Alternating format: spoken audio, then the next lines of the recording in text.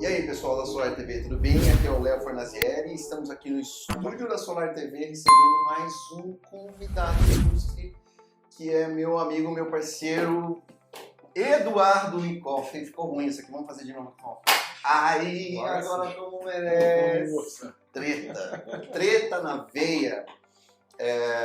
Estamos aqui para a gente trocar uma ideia, falar um pouquinho sobre você, sobre tua história, eu aprender um pouquinho mais sobre você, cara, eu já sou suspeito para falar sobre você, não vou ficar lambendo. Você fala mal mesmo, não tem jeito. Falo mal o tempo inteiro de você, cara, e tudo tem um porquê, que assim, nós somos, eu entendo assim, que nada por acaso nessa vida, as conexões elas acontecem, pode ser que as conexões acontecem por acaso, mas existe sempre uma raiz por trás. Essa raiz, no bom sentido, tem muito a ver assim, com posicionamento. Falar o que pensa, não falar só de boca para fora. Estar embasado e preparado para qualquer cenário. Então, bicho, começa falando sobre isso. Nicole, você é o homem de personalidade mais marcante do setor solar fotovoltaico que eu conheço. Obrigado, mas é assim, na minha visão, né? A gente nasce, cresce, né? Às vezes reproduz, não é o meu caso, e morre. E aprende nesse período, né? Então, assim, vou tirar uma frase da primeira entrevista aqui do Hugo 1, né? As pessoas que falam que sabem tudo, ninguém sabe tudo, não tem como, né? E você está aprendendo todo dia e você está mudando de opinião todo dia sobre coisas que você até já fervorosamente defendeu, né? Então, o Eduardo Nicol é assim, ele aprende todo dia, né? E com vocês, com todo mundo, essa sessão de entrevistas que eu presenciei hoje aqui foi um aprendizado muito pesado sobre personalidade, sobre pessoas, né? Cara, conosco é só paulada, velho. Maravilhoso. E assim, eu vi que, como você falou, os pontos de conexão, eles têm sempre algo muito em comum, né? Eu estava vendo aqui a entrevista do Hugo 2 e a do próprio Caio também, que gosta de pedalar, assim como eu, enfim. Nós temos muitas coisas em comum, né? Então, o Eduardo Nicol, assim, ele teve uma criação muito rígida, né? Teve uma criação muito rígida, muito difícil. Então, eu venho, assim como o Hugo 2, eu falo 1 e Hugo 2, não consigo falar sobre o sobrenome dele de jeito nenhum, depois que eu botei um número em cada um, né? Eu também fui criado numa comunidade no Rio de Janeiro, próxima à comunidade, no pé dessa comunidade, que é, né, o Morro do Alemão. Né? Vi muitos amigos se perderem, vi muita gente também seguir um bom caminho, e tudo isso vai te criando uma casca. Né? Nunca engoli papo furado de ninguém, nem de traficante, muito menos de político. Né? Então, assim, eu acho que esse meu jeito direto de ser, eu não enrolo para falar, eu falo mesmo, tem quem vai gostar, tem quem não vai gostar, e eu só posso falar, sinto muito aqueles que não gostaram, mas eu sou verdadeiro. Então, assim, é uma característica minha ser verdadeiro, não tem jeito, e eu sei que isso às vezes é ruim também, é o sincerão, né? Então isso também às vezes é muito ruim, mas é uma característica que eu não tenho como mudar aos 53 anos de idade. Pode ser que eu vá morrer assim. Você foi forjado assim, né? Sim, exatamente. Nicole, já vamos abrir uma porteira aí, cara, para você contar um pouquinho de como é que você se formou para essa vida que hoje você atua como um grande empresário. Eu encaro você como um grande empresário. Você vivenciou diversos setores já. A gente tem duas conexões entre setores. Nós também trabalhamos no setor de tecnologia. Hoje nós estamos dedicados ao setor solar fotovoltaico, mas você tem muito mais vivência, principalmente com operação. E para você fazer hoje, ou escolher o que você faz hoje, me lembro que alguns dias atrás você compartilhou comigo uma revista sobre... Acho que foi quando eu te convidei, cara. Uma revista sobre quando tudo começou. E as fotos, elas estavam até meio amareladas já, cara. Sim. Conta como é que isso surgiu na tua vida. Você decidindo ser um profissional migrando de setor para trabalhar nesse setor solar fotovoltaico que você está hoje com a Renew. Como que foi esse seu chamamento, cara? É uma longa história, né? Eu vou tentar resumir muito rapidamente. Eu comecei minha vida profissional em telecom, TI e telecom. Me formei em TI, né? Processamento de dados na época, não era nem TI como é hoje. Uhum. Depois eu me formei em TI, depois eu fiz uma especialização em gestão de projetos, né? E, consequentemente, depois a minha formação em administração pela FGV. Ok, aí vamos voltar novamente lá atrás, né? TI. Eu comecei como programador, fui analista, fui gerente de setor, gerente de divisão. E naquela época eu não era formado, eu vim me formar com 30 anos de idade. Eu só tinha o nível médio, né? E gerenciava engenheiros. Então, esse meu jeito de ter que sempre estar em posição de defesa, ela vem daí. Né? Então, você já era brabo nessa época, eu era conhecido como rolo compressor, né? Como gestor de projeto, eu era conhecido como rolo compressor. Passou na minha frente, parou, vou passar por cima, não tem jeito. Perfeito. Então, assim, não que eu goste dessa característica, mas é uma característica que eu tive que assumir esse personagem, vamos chamar assim, esse cara cascudo, né? Uhum. E então foram 20 anos em telecom, desde Telerge, empresa pública que foi privatizada. Eu acompanhei todo o processo de privatização.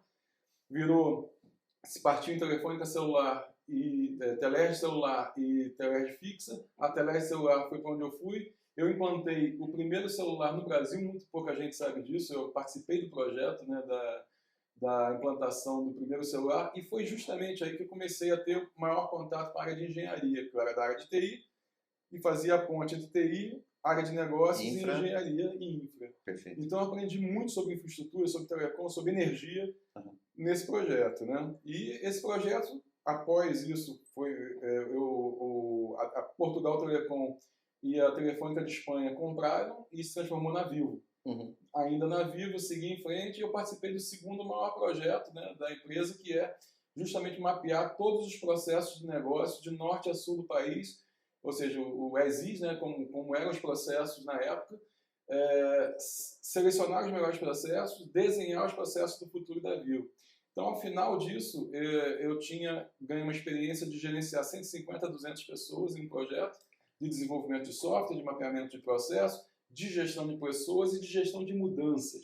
Então você acaba aprendendo muito sobre gente nisso aí, né? Isso me mudou muito, eu era muito mais duro do que eu sou hoje. Uhum. Né? Então hoje eu posso dizer que sou uma pessoa bem soft em relação ao que eu era naquela época. Você era mais soft então, cara? Não, hoje eu sou mais soft. Não, hoje você é mais soft, você era mais duro ainda antes, então, imagina cara. o seguinte, você tem que gerenciar equipes de 100, 150 pessoas. Cara, é um puta desafio, tá? Então, assim, e projeto de 150, 200, 300 milhões de dólares, né? Então, eu fiz isso na Vivo, saí da Vivo, fui para Claro, fiz isso na Claro, fui para TIM, fiz isso na TIM, só que chegou um momento que aquela coisa não me completava mais, já estava assim, muito farto de TI, muito farto daquela vida, principalmente na área de gestão, que a área de gestão é muito diferente da área de técnica de desenvolvimento, de onde eu vim, né? Uhum. E eu decidi, vou empreender. Como todo bom empreendedor, vou empreender aqui. Turismo. Tranquilidade, águas claras, mar, praia, é lá que eu vou. Beleza. 2004 eu pedi demissão, na época era da Telerge, não, da Vivo. Fui para Ilha Grande, comprei uma agência de barcos lá, né? De barco. Tinha um único barco, tinha uma escuna, é uma agência já conhecida lá, de um amigo meu, que é pastor. Ele decidiu se dedicar à igreja e me vendeu a agência dele. E eu acreditei que era tudo simples, fui para lá. Eu não conhecia absolutamente nada de barco. Eu só fazia passeio de barco, eu sentava lá e fazia passeio de barco. Cliente. Resumindo, vi como era a coisa, fui para a Marinha, estudei Marinha Mercante, me formei hoje eu sou CTR, sou contramestre, né? Caramba, eu posso dirigir navio se eu quiser hoje, né? Não sabia disso aí. Então eu conheci tudo de navegação, eu estudei muito sobre a área. E, cara, nós chegamos a ter 50% do market share da região de Angra dos Reis em termos de transporte de passageiros e... Cara, isso é muito forte, porque tem muito operador. Tem, e eu tinha 50% dele. Só que, naquela época, eu não tinha a formação em administração. Né? Então você tinha formação técnica, já era agente de projeto e tal, mas uma empresa é muito mais do que você pode imaginar quando você é empregado de alguém. Né? Então eu sempre fui empregado de alguém. Né? No final do mês, meu dinheiro estava lá, estava tudo certinho e tal, e parti para empreender sem me preparar. Excelente, ó. Ficamos 6 anos, né, nesse esquema. Chegamos a ter 50%, compramos mais 3 barcos, compramos mais uma lancha, né? Você vai crescendo, vai alavancando. 2008 entrou a crise mundial. Vocês devem lembrar da crise mundial, primeira crise mundial. Primeira coisa que aconteceu é que 70% dos estrangeiros que iam para a região de Angra dos Reis deixaram de ir. Perfeito. Em seguida, a política de 1 para 1 dólar fez com que os clientes nacionais começassem a viajar para fora do país. Então, a coisa começou a fazer isso. E aí você veio com gripe aviária, dengue hemorrágica, e aí a coisa pesada, mas tudo bem. Chegamos em 2009 para 2010, esse ano vai ser um ano, né? Tá, as previsões de longo prazo, sol, etc. E aí você começa também a ver o meio ambiente. Porque quando você começa a trabalhar com barco, é o meio ambiente que manda em você. Né? As condições, né? Climáticas. Exato, não só isso. Em 2004, né, você tinha uma maré. Em 2010, antes de eu sair de lá, a maré já estava batendo na porta do meu escritório.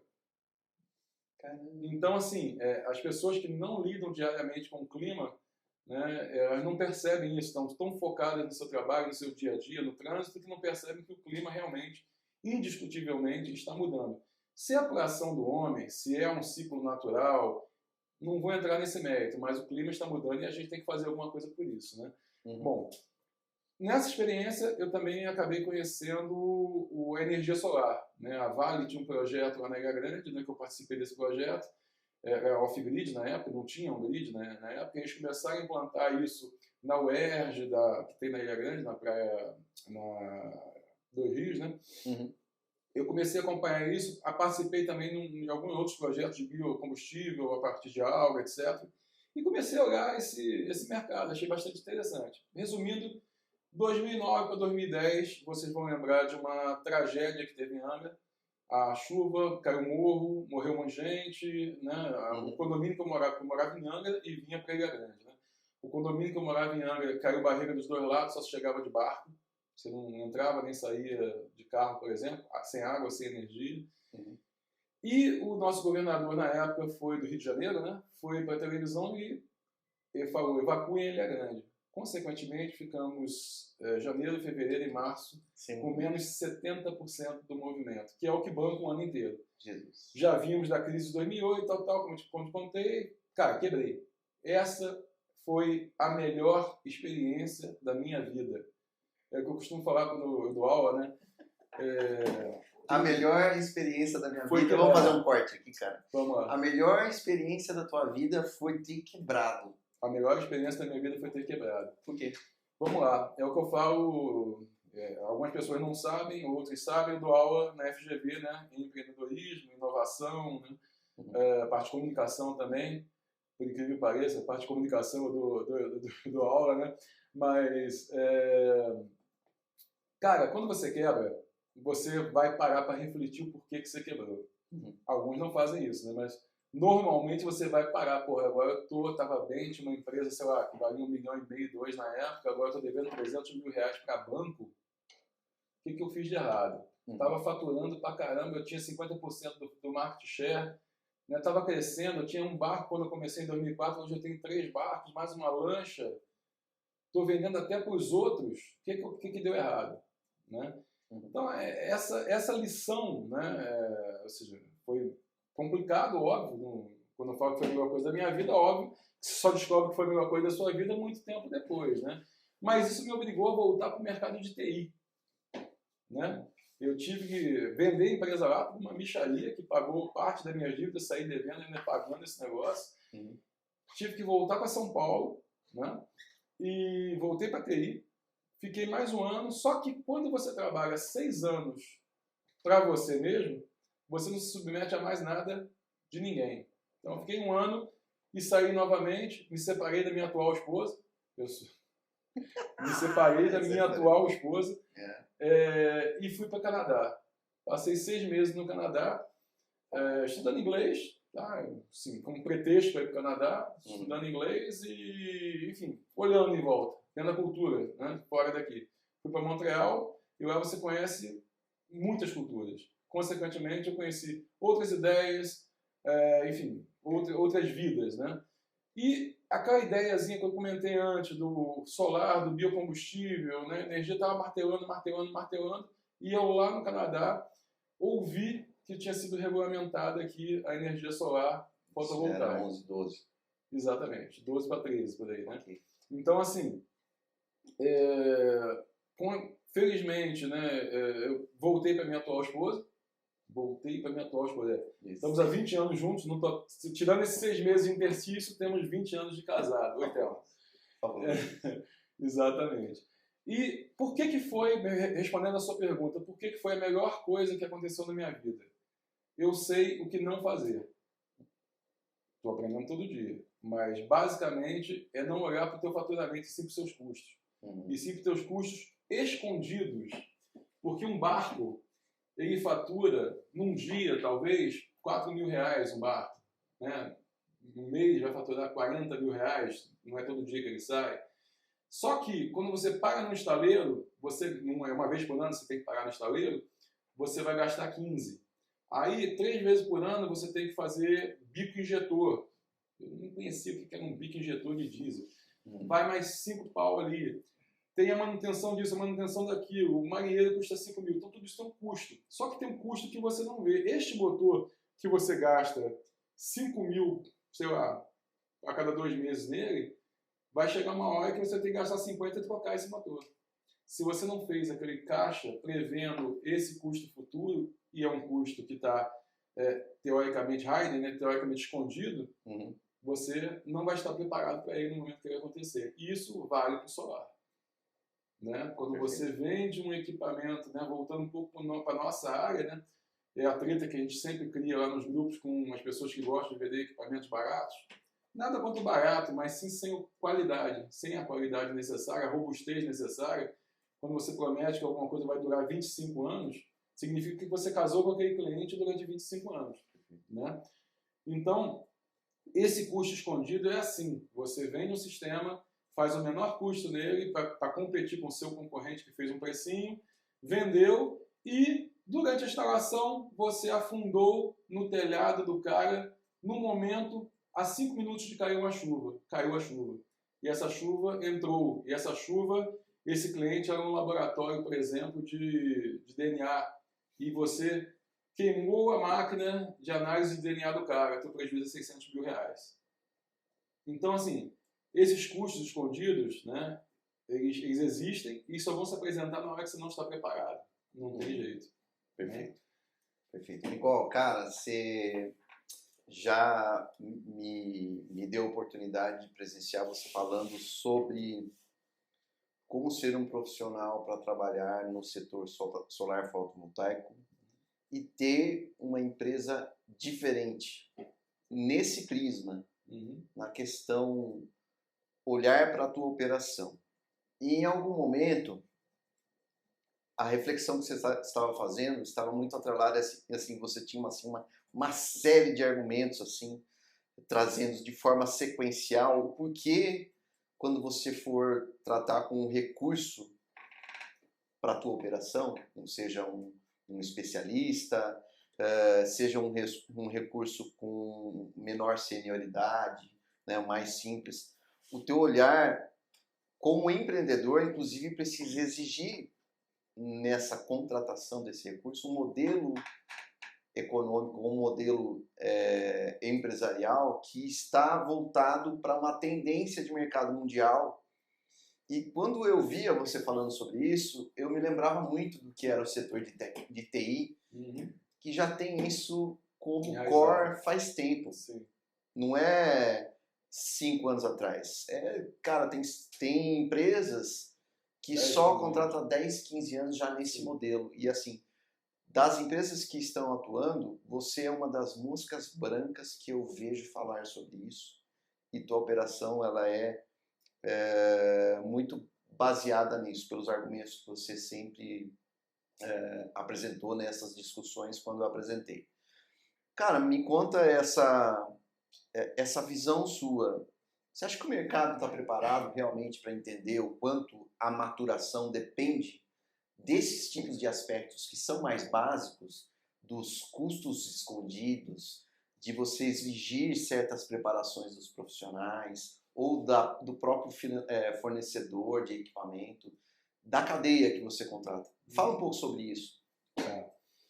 Bom, em relação a recursos, né, eu penso que você tem que preparar os seus recursos. Você pode pegá-los prontos do mercado, ok?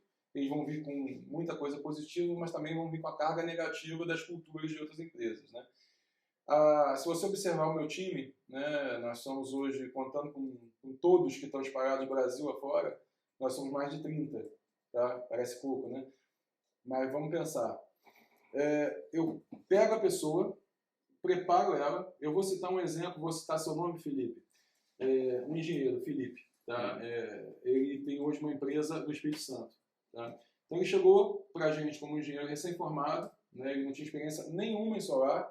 Eu dei treinamento de solar para ele, nosso treinamento padrão, onde você ensina não só a parte técnica, mas também a parte de processos, né? Onde você ganha agilidade, você consegue reduzir custos, instalação, etc. Então, esse cara trabalhou, ele é engenheiro, trabalhou como instalador para a gente durante um ano inteiro. Depois desse ano inteiro trabalhando como instalador, ele começou a fazer projetos para a gente, se transformou no nosso responsável técnico, né? Em seguida, ele abriu uma empresa no Espírito Santo, que hoje é a nossa maior parceira. Então, se eu tenho hoje, às vezes, tenho uma instalação, estou fazendo uma instalação agora em alumínio de 120K. Eu pego a equipe dele lá no Espírito Santo e boto lá para trabalhar. A equipe dele que ele formou, de acordo com o que ele aprendeu, replicando exatamente os mesmos processos que a gente ensinou. Então, eu ganhei capilaridade no Espírito Santo e ganhei capacidade de me adequar a qualquer projeto.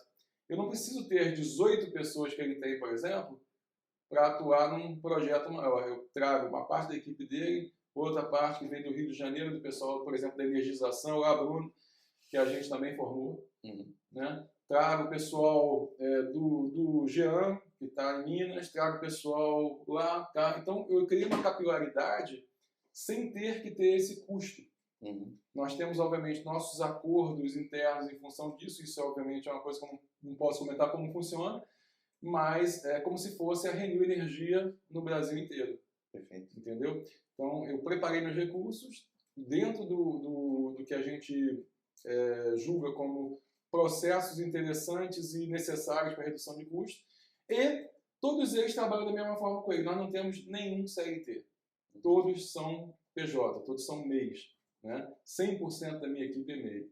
Não tem nenhum, ou MEI ou ilimitada, se for engenheiro é limitada, não tem como ser MEI, né? Mas todos são PJ. E por que isso? Eu não tenho funcionários, eu não tenho empregados, eu não tenho ninguém que trabalhe para mim, todos trabalham comigo, são empreendedores, e todo mundo que decide empreender, eu vou estar junto, dando o suporte que for necessário para aquele cara empreender. Vai se transformar num concorrente seu, não vai. É a cultura da abundância, que a gente já conhece esse termo, mas tem para todo mundo. Né? E se você cria parceiros, você não cria concorrentes. É tudo dentro de uma noção de ética. Isso é o que falta no nosso mercado, né? Aquela noção de ética.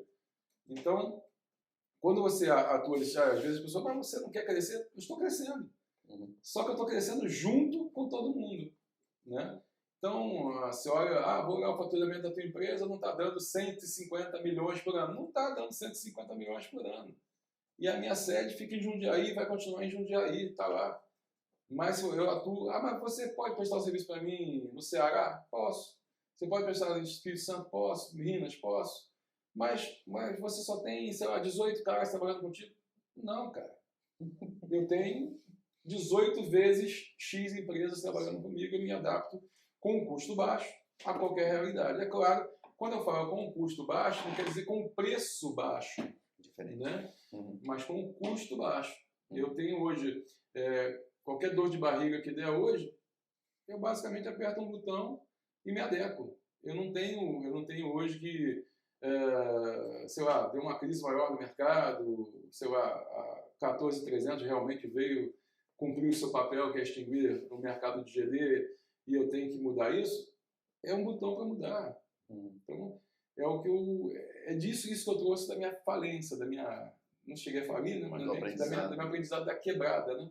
Quando você quebra, você presta atenção em ficar livre do risco de quebrar de novo. E não quebrar de novo é estar atento aos custos, diretos e indiretos, e principalmente os custos escondidos. Né? Sim. Basicamente é isso. Nicole, cara, você tem esse olhar que você tem, está muito pautado em toda essa vasta experiência que você teve. E em algum momento, você lhe chamou a atenção o aspecto político da coisa, do setor. Sim. Essa não existência de uma segurança que, ao você, numa construção de um modelo de negócio, que você, como empresário, acreditando como sendo um negócio com alto potencial de sucesso, em algum momento você sentiu que a parte política lhe traria certa fragilidade e, como eu entendo que, como qualquer outra coisa na vida, você também caiu de cabeça. Então, conta um pouquinho, cara, como que foi esse chamado teu para essa atuação? Quem não te conhece de fato, e se não conhece, por favor, pesquise tudo que você possa pesquisar, você como profissional do setor, para poder entender a influência que o Nicole, que está aqui, tem com relação à legislação que hoje ela é atuante, mediante todas as questões políticas que aconteceram depois, né, do processo já em pé, mas entender a legislação, enxergar o mercado, vislumbrar um futuro para a classe e não para um ou outro. Como que foi esse chamamento, cara? Rapaz, desde o início a gente tinha por base uma regulamentação ANEEL. E uma regulamentação ANEEL muda de acordo com a vontade política de quem está na diretoria da ANEEL. Sim. Consequentemente, foi o que aconteceu, nós vimos a última diretoria atuar para tentar criar um dano no mercado. Né? Então, isso é muito claro, isso não estou falando nenhuma mentira, taxar em 63% seria atuar para paralisar o mercado. E a partir desse momento, não só eu, mas Everton, os Hugos 1, 2 e 3, enfim, uma infinidade de pessoas, uma infinidade de pessoas começaram a pensar numa legislação, num marco legal. Né? A própria Babi, enfim, muita gente. Só que a gente tinha uma ideia de marco legal que fosse uma visão de longo prazo para fazer crescer um mercado que estava emergente, que está emergente ainda.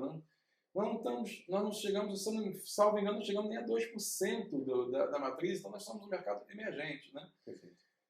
E 2019 foi, vamos dizer, antes disso, eu tive alguns outros envolvimentos, na própria reestruturação da 1087 participei um pouco também, né? Mas 2019 para mim foi um marco. Quando eu fui convidado para participar do movimento Solar Livre, né? Na época não se chamava Movimento Solar Livre, né? A gente tinha lá o Taxar, Taxar o Sol Não, que foi uma hashtag criada pelo Rafael do Rio de Janeiro, né? E foi muito sucesso e muito eficaz, porque ela fez o que toda a população deveria fazer quando está insatisfeito com alguma coisa: barulho. E o barulho fez os políticos que estavam implantados na ANEEL mudar ou segurar o seu ritmo de ceder às pressões do lobby que nós vimos até hoje, né? Então, a partir daí, eu comecei a participar um pouco mais, junto com o Everton, junto com um monte de gente. Aí tem a Eliana, aí tem a Anaibel, aí tem uma série de pessoas que você até injusto se eu começar a citar, porque é muita gente. Né? O próprio Gilberto. Em dado momento, eu, Gilberto e Everton sentamos e redigimos um texto base que a gente chamou de GD 4.0. Por que GD 4.0? Né? Estamos aí na Revolução 4.0, digitalização de todo o mercado, inclusive do mercado de energia. E a BRAD, né, que é a associação que defende as distribuidoras, etc., tinha lançado a ideia da GD 2.0, que nada mais é do que destruir a GD. É um texto de lei que destruiria a GD. Então nós escrevemos um texto base, GD 4.0, e colocamos isso através da MSL, através da 2215, do projeto de lei 2215. A partir daí, gerou um grande movimento, né, entre as associações, algumas associações que realmente defendem o setor, outras que não têm nada a ver com o setor, não sei nem de onde surgiu, não tem representatividade alguma, mas são, na verdade, grandes lobistas, eu não vou citar nomes, né? E surgiu o PL 5829. Né? O PL 5829 veio totalmente, inicialmente, alinhado com a GD 4.0, né? Principalmente depois da entrada do Everton nesse movimento de participação. Né? Só que em determinado momento isso começou a se distorcer, o MSL dizem que deixou de participar, mas na verdade ele foi aos poucos sendo colocado de lado, porque obviamente a visão que estava sendo dada àquela PL 5829 não era a visão do integrador, era a visão das grandes corporações, né? Aquelas que pagam, que o Brito, não sei se foi o Brito ou se foi o Hugo 2, comentando aquelas que pagam 5 mil, 10 mil, que são empresas do mercado livre, que são comercializadoras, que são empresas que nada tem a ver com o integrador pequeno que somos nós. Você fala grande empresário, não, eu sou um empresário desse tamanhozinho e assim continuarei até falecer, não tem jeito. Então, esse lobby começou a distorcer. E chegou um momento que a gente simplesmente não conseguiu mais controlar esse processo. E, cara, e tá aí a 14.300, como disse o Hugo 2, tem... depois bota a legenda de quem é o Hugo 2 e quem é o Hugo. O Hugo 2, o Albuquerque e o Hugo Brito. O Albuquerque e o Brito, exatamente. Então chegou um momento que essa lei foi votada às pressas do Senado, foi votada às pressas, né, também no retorno dela à Câmara, e está aí. E é o que temos para hoje, vamos abraçá-la e fazer o que for melhor com ela. Tá? Mas, pensando pelos dois lados, sim, agora temos uma segurança jurídica. Mas que segurança jurídica é essa se a tratativa do que vai ser a taxação futura está na mão da ANEEL? Perfeito. Tem o CP e tal, tem outra entidade, mas a ANEEL é que vai decidir. Então, esse ponto ele tem que ser mudado. E como lei é mutável, né, a luta continua, companheiro. Sim, não tem jeito. Existem muitas variáveis e quando você começa a observar o cenário político, sempre vai haver variáveis que são incontroláveis a quem cabe a lei. Né? Muitos dos aspectos, às vezes, são mercado ou aspectos regidos pelo próprio mercado, mas tudo que tem a ver com a operação hoje, do que principalmente um profissional que está atuando em GD, geração distribuída, para instalação de equipamentos ou de geradores em residências de pequeno porte, né? Você fala de micro, mini geração, você fala de o cara que atende a pequena lanchonete, a pequena residência, até um limiar de mini geração. Vamos dizer assim, esses profissionais estão hoje, entre aspas, vou dizer entre aspas, porque não é 100% a contento, porque vivenciou a construção da lei, mas eles estão resvalados pela 14.300. Mas tem um aspecto, Nicole, que é essa questão que eu comentava anteriormente com o Albuquerque. O setor não é sindicalizado.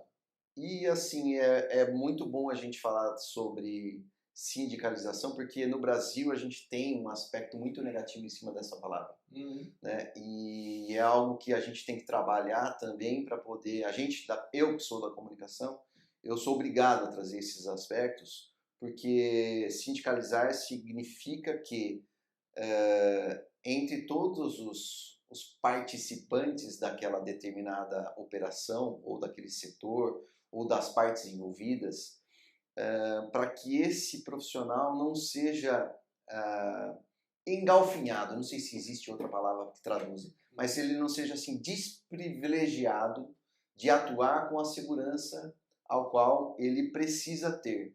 Existe isso em N setores, né? O setor, principalmente o setor do trabalhador, construção civil, as classes como advogados, a classe médica. Esses setores, eles têm essas estruturas muito bem construídas. E para o setor solar fotovoltaico, a primeira pedra que aconteceu foi o marco legal. Haverão outras evoluções. Ou involuções, que é isso que nós que estamos preocupados ou fincados nesse setor atualmente, nós temos esse compromisso em trazer a discussão sempre para a mesa, sempre que houver oportunidade. Tem que ser leve, tem que ser digerível. Não, tem que ser do jeito que é, nu e cru, para que você, na mesma grau de relação que você tem com as pessoas, isso não necessariamente é uma instrução, mas, cara, se não for transparente, real, nu e cru, não vai trazer bons frutos. Então, esse aspecto, cara, é muito forte. Você, assim, eu admiro muito nesse sentido. Mas, meu velho, vamos dar uma leveza aqui no assunto. Opa. Nós estamos falando só de coisa triste, Suando, brava. já tô até suando aqui. Jesus. Ô, Nicola, a gente teve aqui o Caio, e o Caio da Plug Solar. O Caio é uma figurinha à parte, e a gente estava falando do aspecto pessoal dele, que ele fala muito pouco, e eu sabia e você não sabia, que é o amor pela bike. E ele compartilha isso, eu nem sabia. Exato. Cara, conta um pouquinho como que a bike faz parte da tua vida. Nossa, são mais de 30 anos, bem mais de 30 anos dessa participação. Hoje a gente tá pesadão, mas meu hobby hoje é viajar de bicicleta. Né? Isso aí que você me contou outro dia. Já fez várias viagens de bicicleta, eu e a Thelma, né, minha atual esposa, há 20 anos. Então a gente já cruzou a Europa, já cruzou o Brasil, já cruzou os Estados Unidos de bicicleta. Né? E é uma coisa que eu compartilhava com o Caio sem saber. E agora certamente vamos marcar uns pedais aí, você também está convidado lá na nossa serra lá do interior. Vamos, eu provoquei o sócio do Caio e falei assim, será que eu vou investir agora no equipamento solar ou vou comprar a bike? Porque no porte de investimento tá parecido. Daí o Caio falou, não larga a mão desse negócio aí, vamos arrumar uma bike boa para você voltar a pedalar. Então, vou te dar uma dica, que assim, com essa questão do peso, né, eu obviamente perdi grande parte da minha capacidade de pedalar pesado. Comprei uma bike assistida elétrica, tá? Atualmente. Assistida, exatamente. Cara. Então, assim, ela te dá a oportunidade de treinar, porque você simplesmente desliga o assistido quando você precisa e você treina com ela desligado. E quando eu preciso subir de algo que eu não vou aguentar, ou já estou muito estourado, que a gente roda 40, 50, 60 quilômetros às vezes, né? Eu ligo o assistente e pronto, está resolvido o meu problema. Perfeito. Então, eu recomendo que você compre os dois. Você compra a bicicleta elétrica, mas também compra o solar para poder alimentar a bicicleta elétrica, né? Claro, cara. Cara, é muito bom saber esses aspectos assim, porque assim, tudo que você faz hoje, ou que você vai fazer no futuro, vai depender do jeito que você toca as coisas, né? Esse aspecto que é importante e que pode ajudar na sua longevidade, a gente precisa incorporar na nossa vida. Qualidade de vida, com certeza. E se você pode trazer um aspecto ainda mais voltado a como eu posso curtir esse meu estilo de vida que está atrelado ao meu trabalho, que é vida sustentável, aproveitar a vida com aspectos mais voltados para a energia verde, de fontes naturais. Isso é bom que forja o nosso discurso e, assim, o que a gente vai entregar para as próximas, né? Exatamente assim. Eu decidi trabalhar com essa área por propósito. Né?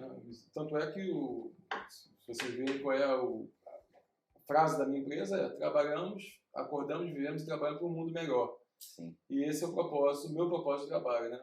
Compartilhando, quando você compartilha, você aprende.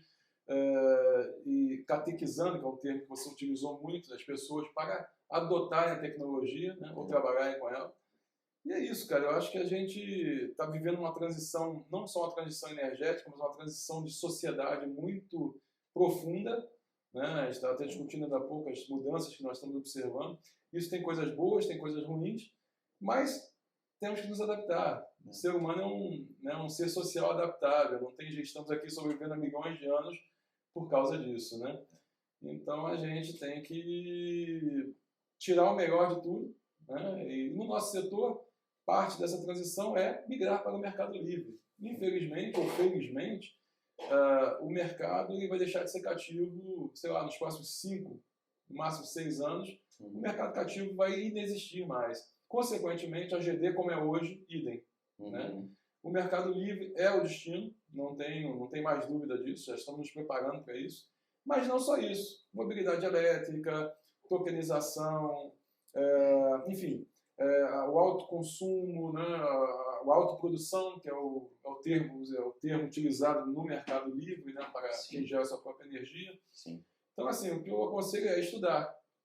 Não adianta ficar reclamando, não adianta tentar. Você luta até o momento em que pode. No momento que a coisa mudou e está definida, se adapte, não tem jeito. Né?